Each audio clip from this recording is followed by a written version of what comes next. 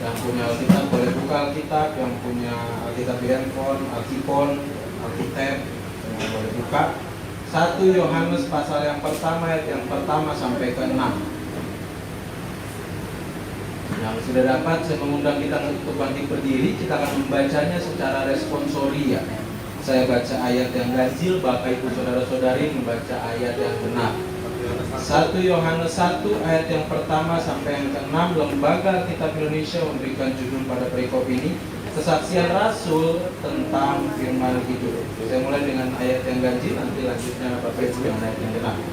Apa yang telah ada sejak semula, yang telah kami dengar, yang telah kami lihat dengan mata kami, yang telah kami saksikan dan yang telah kami raba dengan tangan kami tentang firman hidup, itulah yang kami tuliskan kepada kamu. Hidup itu telah dinyatakan dan kami telah melihatnya, dan sekarang kami bersaksi dan memberitakan kepada kamu tentang hidup kekal yang ada bersama-sama dengan Bapa yang dinyatakan kepada kami. Apa yang telah kami lihat dan yang telah kami dengar itu kami beritakan kepada kamu juga, supaya kamu pun beroleh persekutuan dengan kami. Dan persekutuan kami adalah persekutuan dengan Bapa dan dengan anaknya Yesus Kristus. Dan semuanya ini kami tuliskan kepada kamu, supaya cita-cita kami menjadi sempurna. Dan inilah berita yang telah kami dengar dari Dia dan yang kami sampaikan kepada kamu. Allah adalah terang dan di dalam Dia sama sekali tidak ada kegelapan. Jika kita katakan bahwa kita beroleh persekutuan dengan Dia, namun kita hidup di dalam kegelapan, kita berdusta dan kita tidak melakukan kebenaran. Puji nama Tuhan. Silakan duduk. Alkitab berkata yang berbahagia bukan hanya yang mendengar, tapi yang melakukan firman Tuhan. 2 minggu lalu kita merayakan kebangkitan Tuhan kita. Dan dalam hitungan beberapa hari ke depan kita akan masuk dalam peringatan akan kenaikan Tuhan Yesus ke surga. Bapak Ibu Saudara-saudari yang berkasih dalam Kristus Tuhan, seandainya Yesus hanya melayani dan mengajar selama 3,5 tahun, tapi hidupnya berakhir di tiang salib, tidak mengalami kebangkitan, maka gereja tidak akan lahir. Murid-murid pasti akan kembali kepada profesi mereka semula dan menantikan Mesias yang baru. Tapi kebangkitan Yesus mengubahkan segalanya. Peristiwa kebangkitan Yesus menjadi sebuah peristiwa yang unik, yang tidak dapat disanggah kebenarannya. Sekalipun sampai hari ini ada banyak orang di luar sana berusaha terus mencari cara untuk menyanggah dan mencoba membuktikan bahwa peristiwa kebangkitan Kristus adalah sesuatu peristiwa yang tidak pernah terjadi. Mengapa tidak bisa disanggah? Karena menunjukkan 2 bukti yang valid. Bukti pertama adalah kubur yang kosong, dan yang kedua penampakan Yesus kepada para murid dan banyak orang. Karena jika murid-murid hanya berhadapan dengan kubur kosong, tetapi Yesus tidak pernah menampakkan diri, maka berarti jasad Yesus dicuri. Dan ini yang dilakukan oleh para tentara Romawi saat itu. Kita bisa lihat dalam Alkitab di mana dicatat, kalau nanti ada yang tanya, bilang aja murid-murid mencurinya. Jadi kubur kosong tanpa penampakan Yesus, itu berarti mayat Yesus dicuri. Atau jika kubur masih terisi dengan jasad Yesus, tapi muncul penampakan Yesus berulang kali, maka bisa dipastikan para murid berhalusinasi. Dan jika tanpa keduanya, tanpa kubur kosong dan tanpa penampakan Yesus, tapi para murid memberitakan Injil, memberitakan kebangkitan Kristus, maka itu adalah sebuah konspirasi dan sebuah bentuk kebohongan besar. Namun kombinasi antara kubur kosong dan penampakan badannya Yesus berkali-kali akhirnya membuat para murid percaya bahwa Kristus yang telah mati juga bangkit dari antara orang mati. Itu kenapa tidak heran mereka menyebut diri mereka saksi. Pada ayat 2 yang menjadi pembacaan kita hari ini begitu menekankan peran saksi akan kebangkitan Kristus. Hidup ini telah dinyatakan dan kami telah melihatnya, dan sekarang kami bersaksi dan memberitakan kepada kamu tentang hidup kekal yang ada bersama-sama dengan Bapa dan yang telah dinyatakan kepada kami. Apa yang telah kami dengar, apa yang telah kami lihat, dan apa yang telah kami raba, di ayat pertama. Ini bicara saksi tentang peristiwa Kristus. Tanpa saksi maka sebuah kebenaran akan peristiwa sulit sekali dipercayai. Dalam sebuah persidangan, seorang terdakwa bisa menjadi lebih ringan hukumannya atau bisa menjadi lebih berat hukumannya karena ada saksi.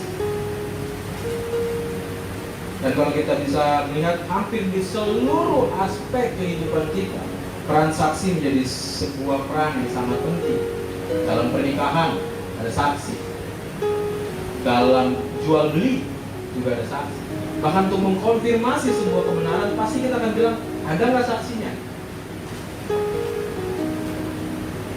Yang jadi perenungan kita bersama hari ini, yang pertama adalah kehidupan kekristenan kita tidak boleh diam. Kita harus bersaksi. Para murid yang awalnya tercerai-berai, bersembunyi ketakutan karena Kristus mati, diubahkan menjadi pemberita-pemberita Injil yang radikal, menjadi saksi Kristus. Apa yang mereka saksikan? Apa yang mereka beritakan? Yang pasti bukan ajaran moral Yesus,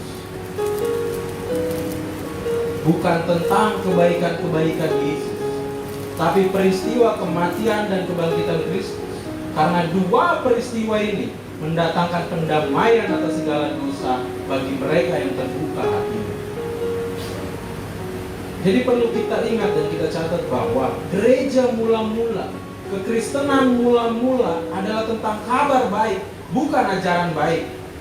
Dan pusat pemberitaan firman Tuhan sampai hari ini harusnya bicara tentang kabar baik itu, bahwa Dia mengasihi kita, datang ke dalam dunia, menderita, mati, dan bangkit, hidup untuk memberikan pengampunan dosa, serta hidup yang kekal bagi mereka yang percaya. Itu kabar baik. Namun seringkali yang kita lihat, gereja tidak lagi memberitakan tentang kabar baik, tapi hanya berisi soal ajaran-ajaran baik, ajaran-ajaran moral untuk kita bisa hidup lebih baik. Dan tidak sedikit jemaat Tuhan justru lebih suka dengan yang seperti itu. Gereja harus kembali kepada esensinya yang mula-mula, memberitakan kematian dan kebangkitan Kristus. Itu inti, itu pusat dari pemberitaan firman dalam gereja. Jika dulu para murid diubahkan menjadi saksi Injil, tugas itu tidak hanya berlaku untuk para murid saja, namun juga untuk setiap kita yang mengaku percaya dan menerima keselamatan itu. Kita tidak boleh nyaman dan diam menerima keselamatan dan tidak melakukan apa-apa. Banyak orang bilang gini, yang penting saya selamat, yang penting keluarga saya selamat, yang penting anak-anak saya ikut Tuhan. Sudah, cukup. No. Setiap kita memiliki tanggung jawab untuk menjadi saksi Kristus bagi semua orang. Saksi yang bagaimana? Kalau dulu para murid menjadi saksi dengan menceritakan kematian dan kebangkitan Kristus, karena mereka lihat langsung, mengalami langsung. Kita juga punya tugas dan tanggung jawab yang sama, jadi saksi. Persoalannya adalah kita tidak melihat langsung dan kita tidak mengalami langsung. Syarat untuk menjadi saksi adalah dia melihat, dia mengalami, dia merasakan. Kalau tidak ada salah satu dari ketiga unsur ini, dia tidak layak disebut jadi saksi. Lalu bagaimana dengan kita? Para murid bisa jadi saksi karena melihat dan mengalami langsung. Lalu kita bagaimana caranya menjadi saksi? Kita tidak ada di peristiwa 2000 tahun lalu. Bagaimana cara kita menjadi saksi dari kematian dan kebangkitan Kristus? Apa kemudian lantas kita tidak bisa menjadi saksi karena kita tidak melihat langsung, mendengar langsung, dan menyaksikan langsung? Padahal, poin pertama tadi, menjadi saksi Kristus adalah tanggung jawab semua orang yang mengaku percaya pada Kristus, yang mengaku murid Kristus. Ayat 5-7 yang menjadi poin perenungan kita yang kedua, sekaligus mendorong kita untuk mengerti menjadi saksi Kristus yang seperti apa.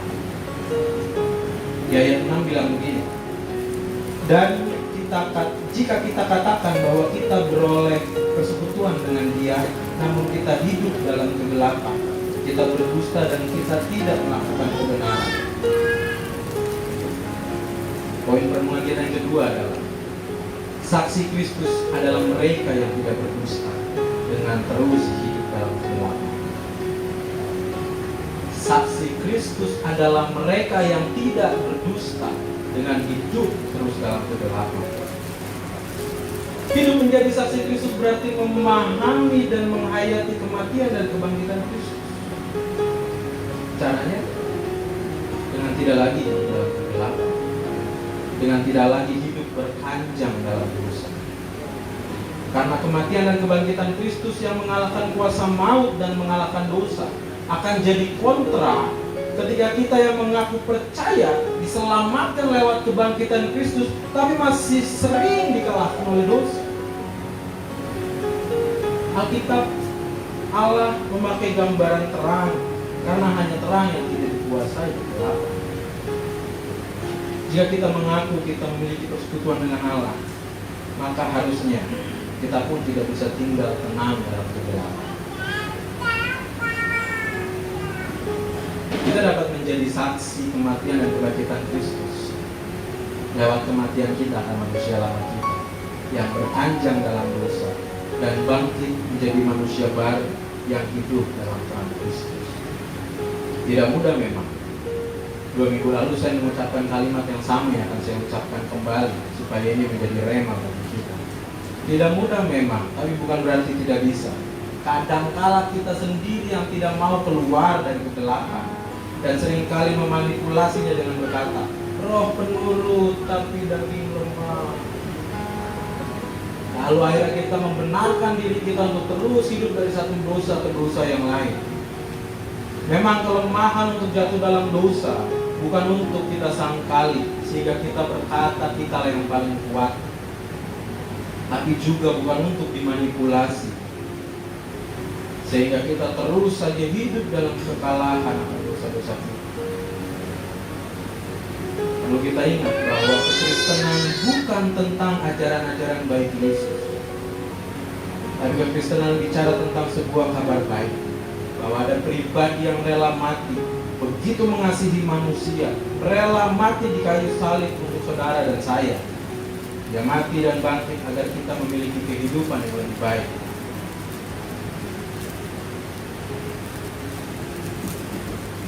Kita tidak bisa menjadi saksi yang baik karena saksi yang baik harus mengalami peristiwa yang disaksikan. Lalu bagaimana caranya? Alami Kristus dalam hidup. Bukan apa kata orang. Kita nggak bisa bilang gini, Tuhan tuh baik loh. Buktinya apa? Itu si A ditolong kemarin dia waktu dia susah. Tuhan tuh baik loh. Buktinya apa? Itu si B. Kita cuma dengar apa kata orang. Ayub bilang begini dalam pergulatannya, dalam pergumulannya bersama dengan Allah. Dulu dari orang saja aku mendengar tentang Engkau. Sekarang mataku sendiri memandang Engkau. Ayub mungkin dulu mengenal Allah cuma apa kata orang. Tapi waktu Ayub masuk dalam penderitaan, dia ketemu langsung sama Allah. Dia tahu apa yang Allah buat dalam hidupnya. Kita perlu masuk dalam peristiwa-peristiwa itu. Baca firman Tuhan tidak hanya berhenti sampai dibaca firman Tuhan, tapi masuk mengalami setiap bagian dari firman itu. Persoalannya adalah boro-boro ngalamin, baca aja males.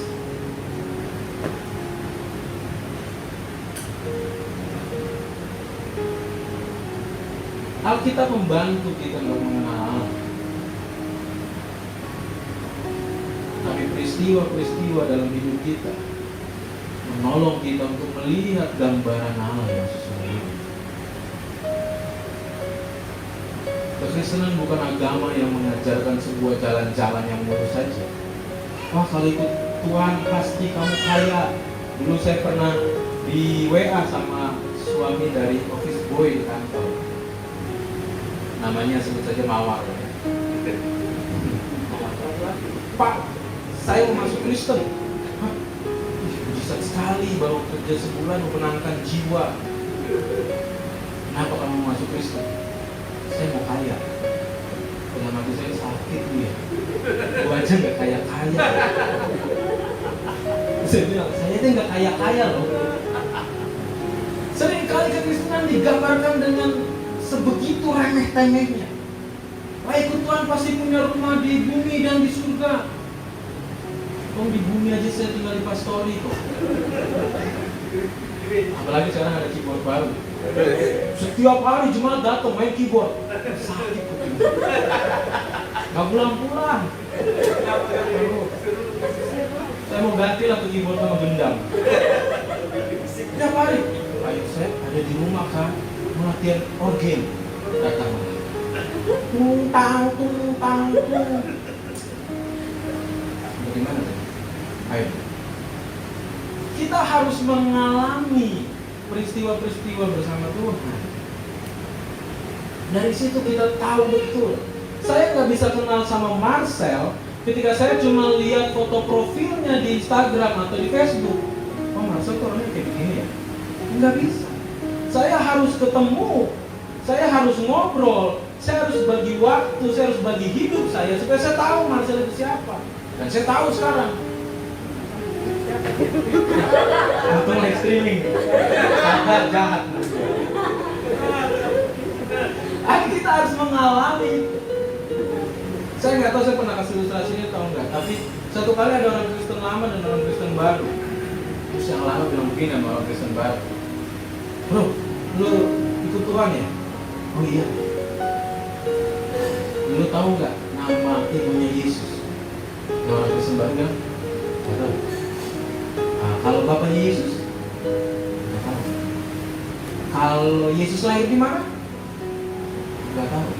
Terus orang Kristen lama ini bilang, masa lu gitu aja nggak tahu? Katanya lu Kristen. Seorang Kristen baru ini bilang, saya memang nggak tahu Yesus lahir di mana, nama bapaknya siapa, nama mamanya siapa. Tapi yang saya tahu, dulu saya rusak, dulu saya pemabuk. Setiap saya pulang anak istri saya ketakutan karena saya selalu pulang dalam keadaan mabuk dan mukulin mereka. Tapi waktu saya terima Yesus, Yesus mengubah hidup saya. Saya pulang dengan sukacita, anak istri saya menunggu dengan sukacita. Itu yang saya tahu tentang Yesus. Bagi saya, orang ini yang lebih mengenal Yesus daripada sekedar tahu Yesus lahir di mana, siapa nama bapaknya, siapa nama mamanya. Hari ini saya mendorong kita semua, mari masuk jauh lebih dalam dengan pengenalan kita akan firman Tuhan. Dengan cara apa? Minta Tuhan, Tuhan saya mau mengalami firman. Satu kali waktu saya nggak kerja, saya jualan oli. Jualan Cabai itu berbeda. Tapi di titik-titik terburuk itu saya jualan oli. Saya nggak kerja, terus saya cuma jualan oli. Untungnya itu 100.000 per sekali jualan. Lalu ada orderan lah hari itu, harus nganter ke daerah Jakarta Selatan kalau nggak salah. Saya antar naik motor sampai di Kemayoran, di Pelni, gedung Pelni itu, motor saya mogok, mati. Dan motor metik zaman itu yang udah keluar dari sini kan nggak ada selak kakinya, jadi saya bingung, motor kenapa ya? Wah, aki nih paling. Lalu saya bawa motor saya dorong dari gedung Pelni itu sampai ke ujung perapatan Gunung Sahari. Di situ ada bengkel Honda. Motor saya Yamaha. Yang bagus emang mereknya Honda kok. Selalu. Bagus. Bawa sedikit. Lalu saya ke situ, motor saya Yamaha. Saya bilang ganti aja, nggak apa-apa pakai aki Honda. Lalu ternyata nggak bisa ganti karena saya cuma bawa ATM, saya nggak bawa duit cash. Sedangkan di situ nggak bisa buat gesek. Akhirnya saya harus dorong lagi motornya. Di tengah jalan tuh, dan itu panas. siang-siang bolong, dorong motor. Dalam hati pengen, ih Tuhan ini amat ya. Dan hari itu saya puasa. Mau ngeluh, tapi dalam hati kecil itu tiba-tiba muncul satu ayat bilang gini, pujilah Tuhan hai jiwa, janganlah melupakan segala kebaikan Tuhan. Saya kaget. Sambil dorong motor saya ulang itu ayat setiap kali. Pujilah Tuhan hai jiwa. Dari perapatan Gunung Sahari sampai hampir Pasar Senen.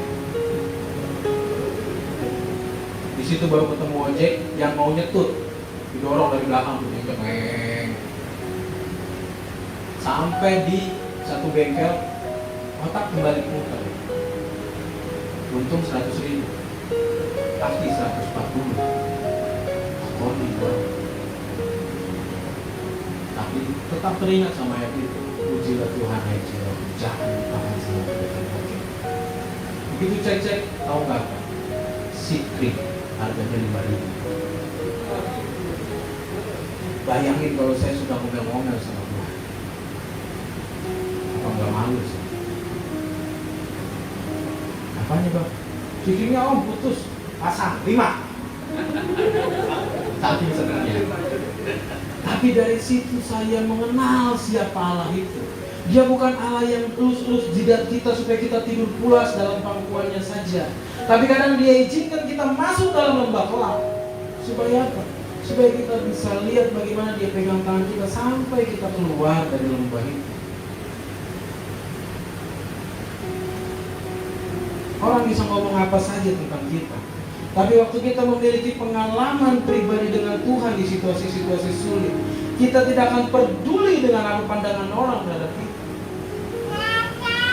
Pernah ada yang chat saya begitu, nama gua jelek ya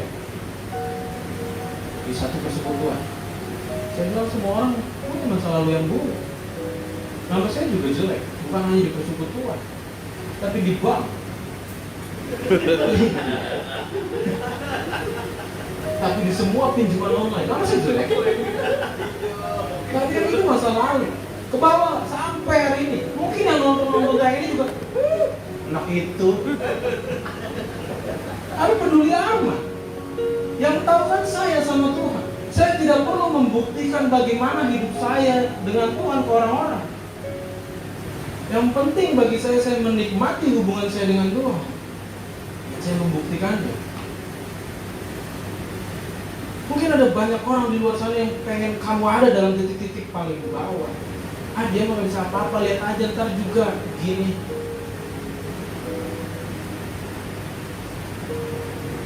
Tapi waktu kamu punya pengalaman sama Tuhan,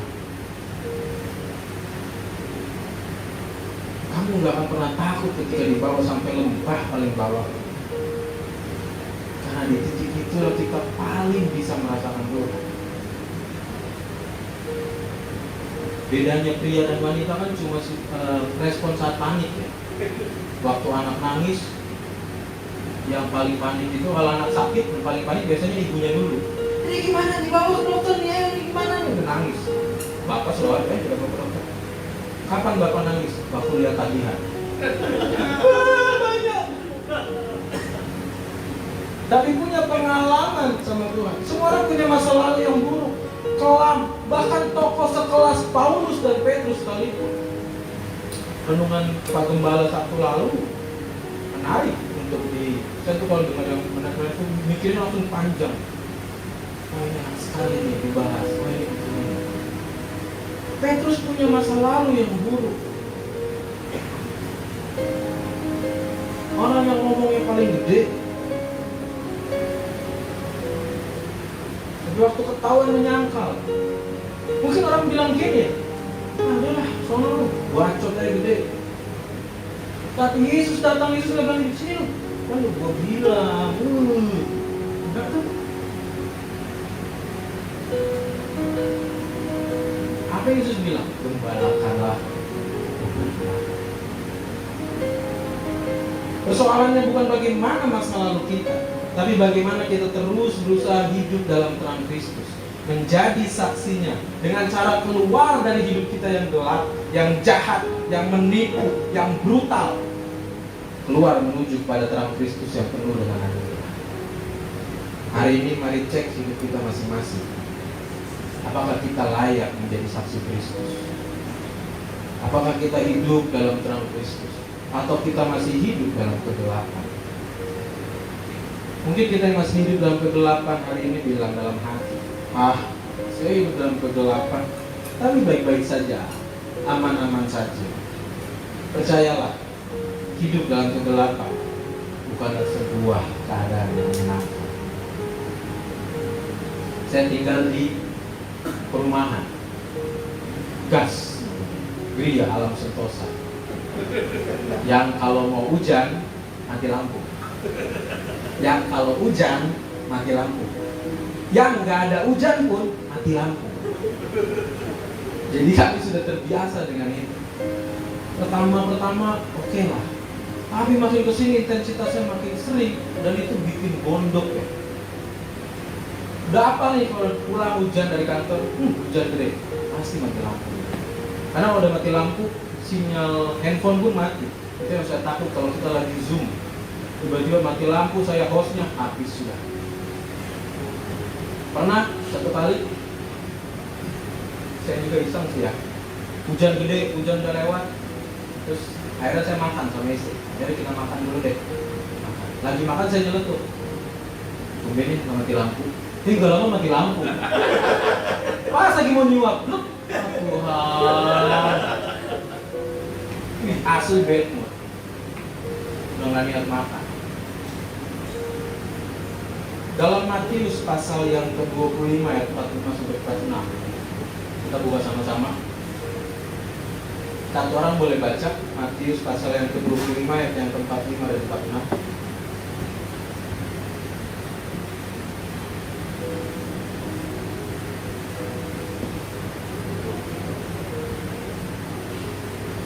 Orang yang sudah dapat boleh baca Matius pasal yang ke-25 ayat yang ke-45 sampai 46.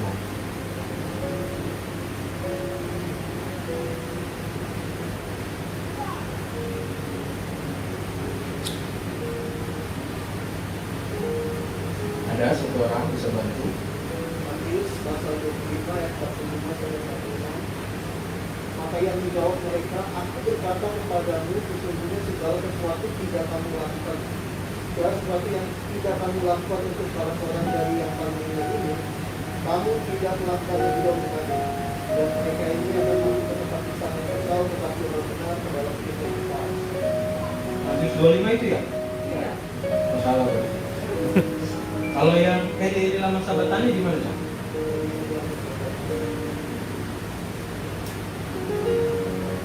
Itu yang saya maksud sebetulnya. Masih bingung. Oh, sorry. Matius 27 ayat 45 dan 46. Matius 27 ayat 45 dan 46. Mulai dari jam 12 ke 8 ditulis seluruh daerah itu sampai jam 3. Dikira-kira jam 3 berserulah Yesus dengan suara nyaring, Eli, Eli, lama sabachthani. Artinya, Allahku, Allahku, mengapa engkau meninggalkan aku? Ya, kalau melihat peristiwa penyaliban Yesus, kita akan diarahkan kepada 7 perkataan Yesus. Nah, perkataan itu secara garis besar dibagi dalam 2 bagian. Pertama, perkataan Yesus sebagai anak Allah, dan yang kedua, perkataan Yesus sebagai manusia. Nah, sebagai manusia biasanya kisarannya kayak aku haus. Lalu beberapa kalimat yang menyatakan bahwa Yesus sebagai manusia. Tapi ada beberapa kalimat yang menyatakan dia sebagai anak Allah. Misalnya, ya Bapa, ampunilah mereka karena mereka tidak tahu apa yang mereka perbuat. Lalu salah satunya adalah perikop ini, ayat ini. Allahku, mengapa engkau meninggalkan aku? Kenapa Alkitab mencatat mulai dari jam 12 ke 8 meliputi seluruh daerah itu? Beberapa tafsiran mengatakan ini bukan bicara tentang sebuah kejadian alam yang seperti gerhana matahari atau mendung atau menjelang sore, tapi ini dicatat untuk menggambarkan kita bagaimana kondisi hidup tanpa terang itu. Dan bagi Yesus, hidup tanpa terang, hidup tanpa Bapa adalah situasi yang paling menakutkan.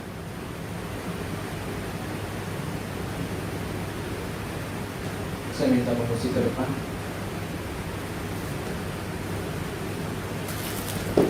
Bapak Ibu saudara-saudara yang terkasih dalam Kristus Tuhan,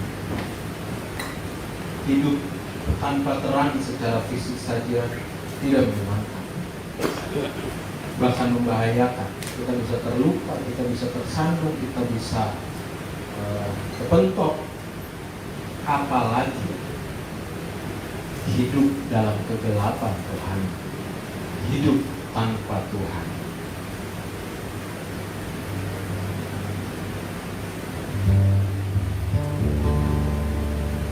Hari ini saya mendorong kita semua untuk berani mengambil keputusan untuk keluar dari kegelapan, hidup dalam terang Kristus, mengalami kematian dan kebangkitannya dengan meninggalkan manusia lama kita dan hidup menjadi manusia baru, agar kita dapat menjadi saksi kematian dan kebangkitan Kristus yang menjadi pendamaian atas segala dosa. Selamat menjadi saksi kebangkitan Kristus yang menjadi pendamaian atas segala dosa dunia, dengan bangkitnya kita dari kekalahan atas dosa-dosa kita. Tuhan berkati kita semua. Tuhan, ku mau menyenangkan-Mu. Tuhan, bentuklah hati. Tuhan, bentuklah hati. Jadi bejana untuk hormat-Mu. Jadi bejana untuk hormat-Mu. Cemerlang bagai emas-Mu.